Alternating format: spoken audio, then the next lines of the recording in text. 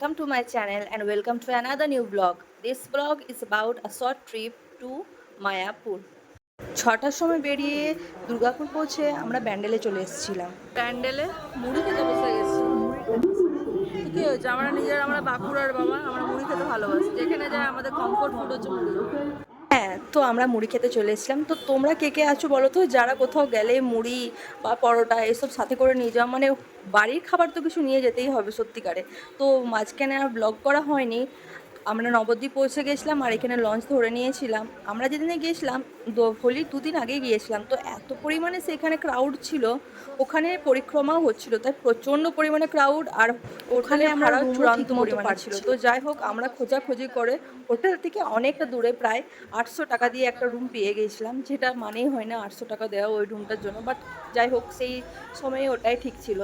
তো এই দেখো, রাত্রেবেলায় আমরা এখানে চলে এসেছিলাম মায়াপুরের মন্দিরে, ইসকন টেম্পেলে। মা দেখি,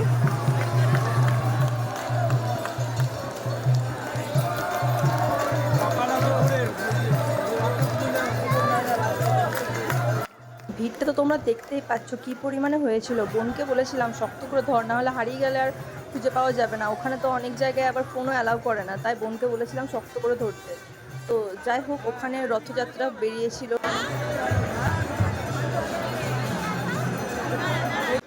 তো সেদিনে আমরা ঠাকুর দেখে পরে অনেক টেম্পল ভিজিট করে পরে আমরা বেরিয়ে পড়েছিলাম। আবার ঘরের পথে সেদিনে কোনো কিছু শপিং টপিং করিনি।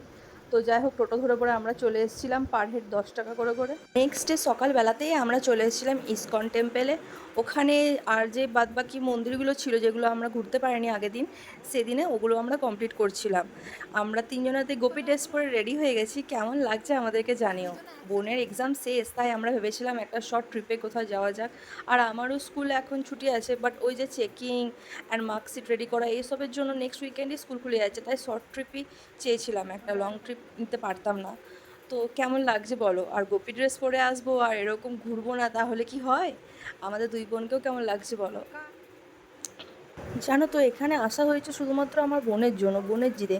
বাট ওর ওখানে গিয়ে পরে একদম পুরো শরীর খারাপ হয়ে গেছে, তাই আমরা সব জায়গায় ঘুরতে পারিনি। যেমন গোশালা, আরও অনেক কিছু আমরা ঠিকমতো ঘুরতেই পারিনি।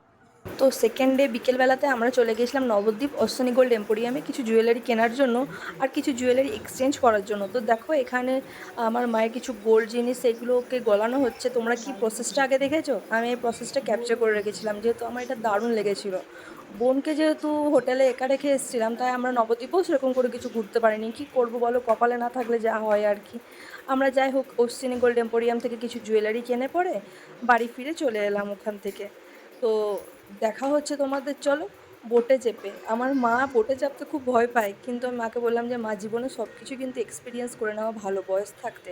তো যাই হোক, মাকে নিয়ে চলেছিলাম। মা বলছিল বেশ খোলা আকাশের নিচে ভালোই লাগছে এখানে, বোনকে নিয়ে এলেও ভালো হতো, ও কত সুন্দর ভাইবসটাকে এনজয় করতো। বাড়ি ফিরেই দেখছি, বাড়ি না হোটেল ফিরেই দেখছি যে ইন্ডিয়া ওয়ার্ল্ড কাপে জিতে গেছে আর এদিকে বাজি ফুটছে। তো যাই হোক, সেই খুশিতে ফুচকা খেতে খেতে আমিও আজকে দিনের ব্লগটা তোমাদের সাথে শেষ করলাম। নেক্সট ডেতে মাকে গঙ্গা স্নান করিয়ে পরে আমরা বাড়ি ফিরে চলে এসেছিলাম। তো চলো, বাই বাই, দেখা হচ্ছে নেক্সট ভিডিওতে। Till then, see you.